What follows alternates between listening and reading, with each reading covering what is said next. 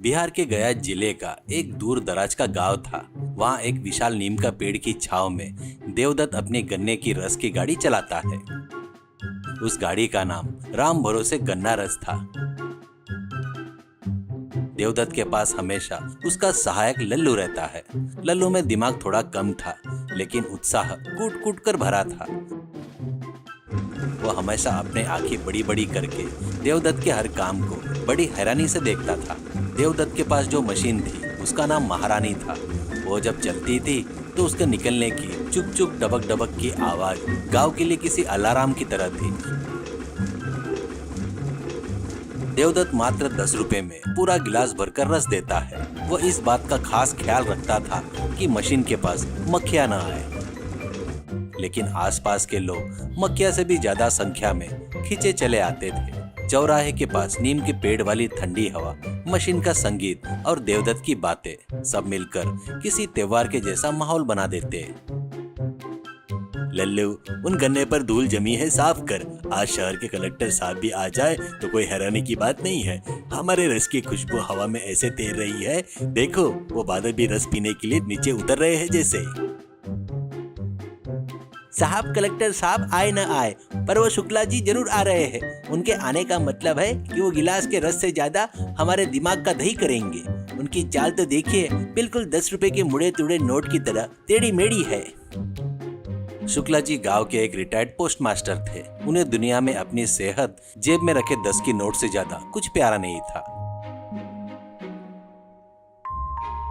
उनके साथ पंडित भी था, जिसे मुफ्त में कोई भी चीज मिल जाए तो वो नहीं छोड़ता था। उसका गमछा हरदम कुछ न कुछ बांधने के लिए तैयार ही रहता था। अरे देवदत्त, क्या बात है, आज तुम्हारी महारानी कुछ अलग ही राग गा रही है। गन्ना ठीक से साफ किए हो ना? आजकल मेरा गला खराब है, फिर से दर्द नहीं होना चाहिए। अगर हुआ तो दवा के पैसे तुम ही दोगे, समझे? शुक्ला जी, गला खराब हो तो गर्म पानी पीते हैं, गन्ने का रस नहीं। देवदत्त, मेरे गिलास में थोड़ा अदरक और पुदीना ज्यादा डालना। हाँ, बर्फ के टुकड़े कम रखना, क्योंकि बर्फ के रस से मात्रा कम हो जाती है। मुझे शुद्ध रस चाहिए। 10 रुपए दे रहा हूँ तो समझो अपना खून दे रहा हूँ। पंडित जी, आपके 10 रुपए में अगर मैं इतना अदरक पुदीना डालूं तो मेरे पास गन्ने की फाकी नहीं बचेगी। आप रस पी रहे हैं या मेरी जायदाद अपने नाम करवा रहे हैं? लल्लू, गन्ना डाल। लल्लू ने हैंडल घुमाना शुरू किया। झाग रस गिलास में गिरने लगा। लोग उत्सुकता से देख रहे थे। सफेद झाग किसी बादल के टुकड़ों की तरह गिलास के ऊपर तैर रहा था, जिसे देख पंडित की आंखें चमक उठी।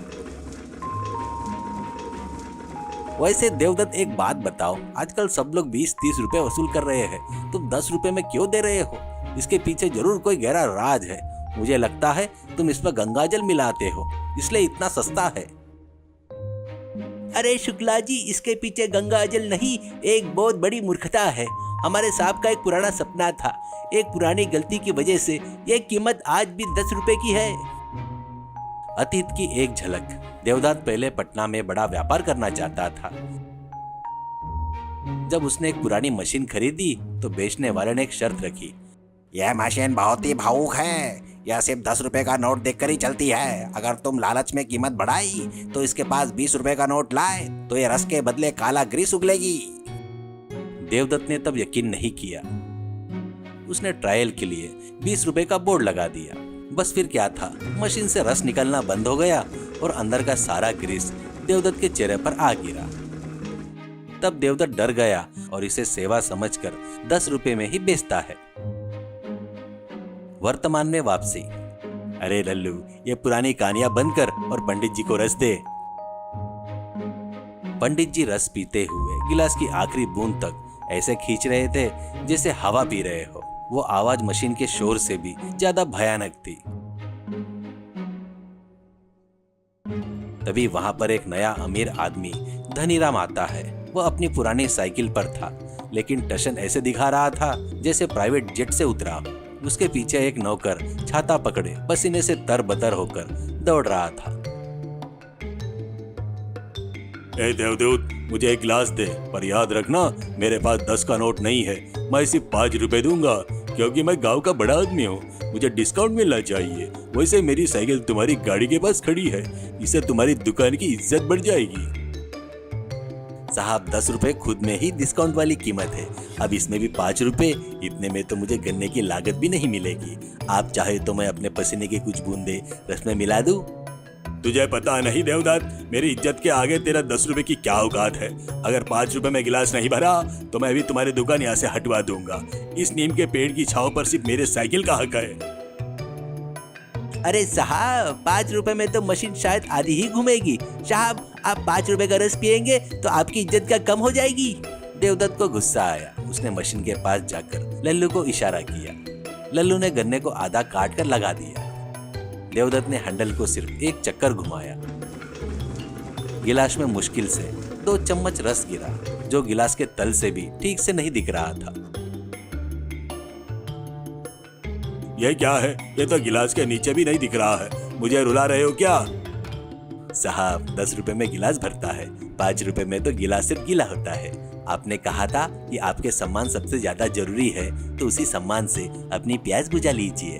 अगर आप रस की उन 2 बूंदों को अपनी जीभ पर रखेंगे तो अमृत जैसी लगेगी।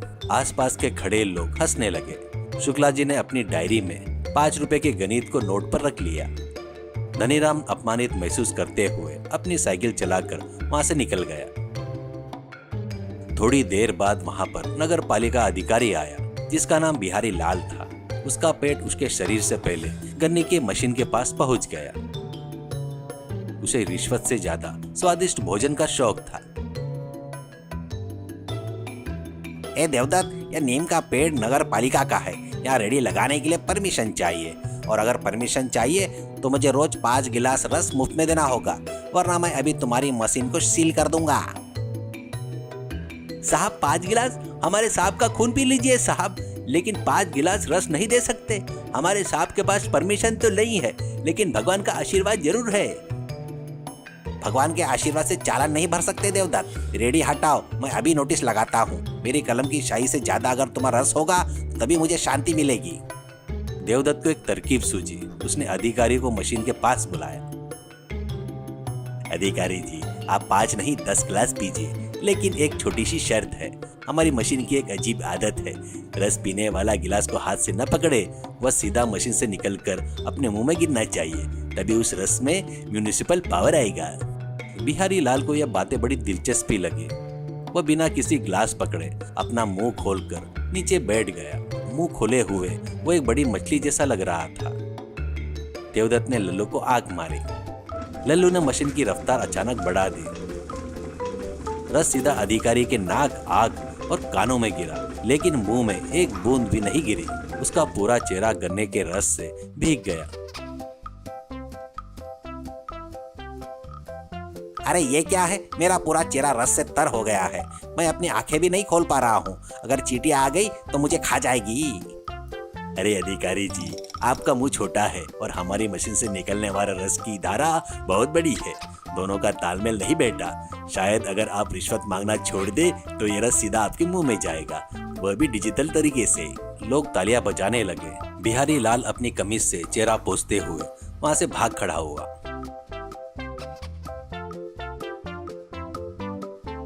थोड़ी देर बाद एक चालाक व्यापारी आया, जिसका नाम बनवारी लाल था।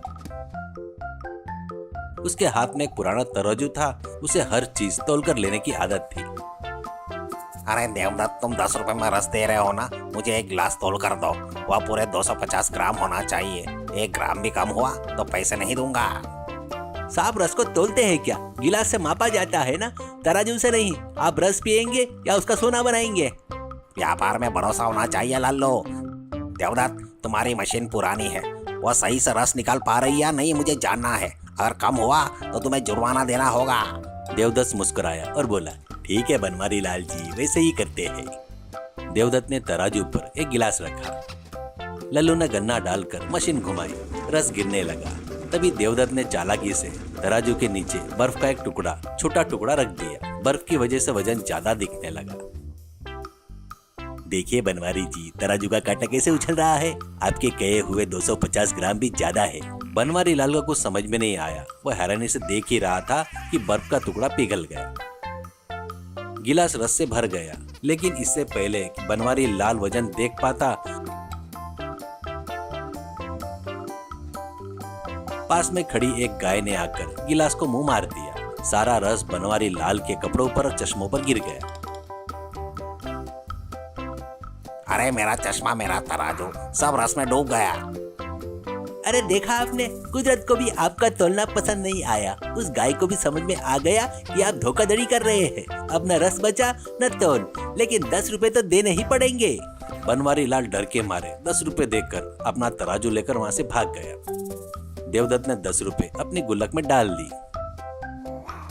शाम हो गई, धूप कम हो गई। देवदत्त ने अपनी मशीन का शुक्रिया अदा किया। उस मशीन ने आज सबकी पोल खोल दी थी।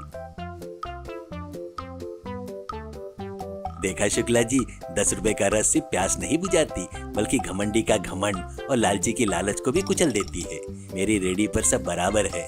5 रुपए वाले 5 रुपए का सम्मान और 10 रुपए वालों को 10 रुपए का रस। अरे साहब, हमारी महारानी को 10 रुपए के नोट से जो लगाव है वह करोड़पतियों को भी नहीं होती।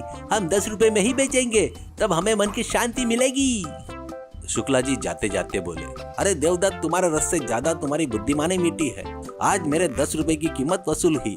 कल फिर आऊंगा, लेकिन मेरे ग्लास में अदरक थोड़ा कम डालना। देवदत्त मुस्कुराया, हमेशा 10 रुपए ही रहेंगे शुक्ला जी। नीम के पेड़ की छाव में देवदत्त की रेडी एक आश्रम की तरह और वह मशीन एक उपदेश की तरह गूंज रही थी। सीख, सत्य और ईमानदारी के पेशे में कभी डर नहीं होता। सामने वाला कितना भी शक्तिशाली क्यों ना हो, अगर आपके काम में पवित्रता है तो जीत पक्की आपकी ही होगी। अत्यधिक लालच हमेशा नुकसान पहुंचाती है। जो पास है उसमें संतुष्ट रहना सीखना चाहिए। दूसरों को नीचा दिखाने वालों को कभी न कभी अपमान का सामना करना ही पड़ता है। हमारा हुनर दूसरों को भला करता है, तभी उसका सही फल मिलता है।